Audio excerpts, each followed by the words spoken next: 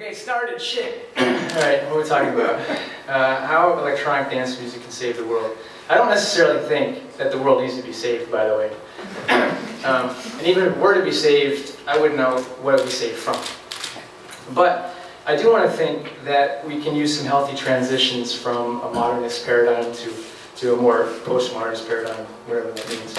Maybe from focusing more on technology for technology's sake, and focusing on consumerism and rugged individualism, and focusing more towards postmodernist ideals, whatever that term is, which we've come to mean things like interconnectedness, holistic thinking, communal being, and using technology within the framework of sustainable models.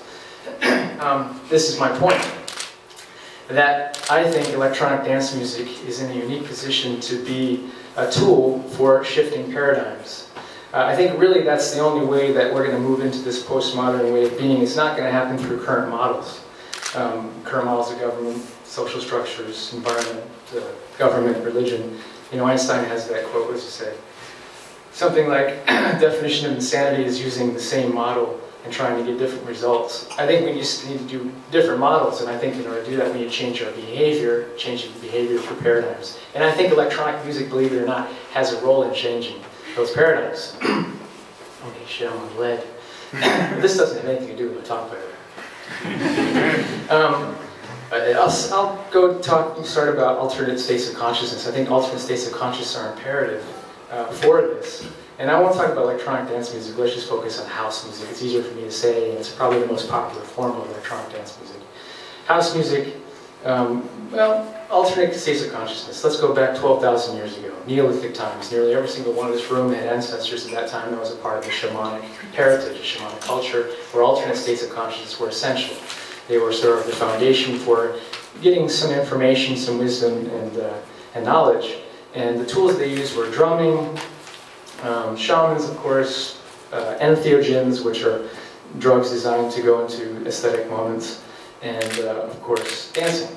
Well, that's part of my theory, is that the modern forms of cultures that have come around house music are basically the modern representation of our shamanic heritage, our ancestral heritage. And why is that? Why has this come thousands of years to the point where we are now?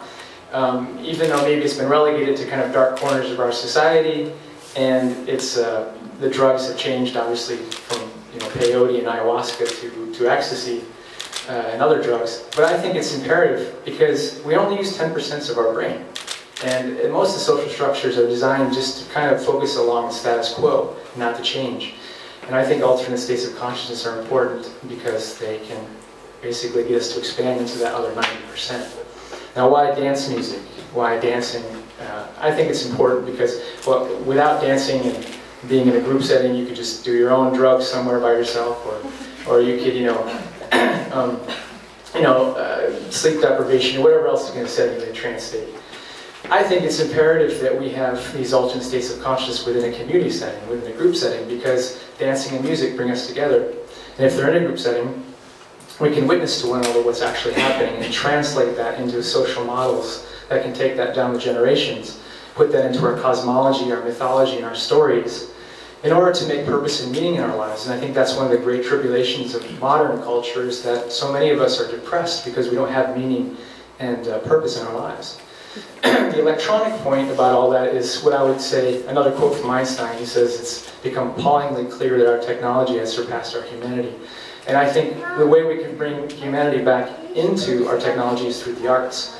And electronic dance music, house music, I forgot about that, basically is an art form that's come out of the computer age. It's come out of the computers. It literally uses those blips and bleeps and sounds from the computers to make its art. There are other forms, obviously, graphic design, other kinds of music, but it's imperative that we instill that art into there. So that's pretty much it. I guess I'll focus just on the alternative stuff. There's other stuff I want to talk about, but yeah, I'll be done with that. And obviously, my talk was kind of dry and intellectual, and I wanted to put a joke in there, so my PowerPoint presentation was the joke.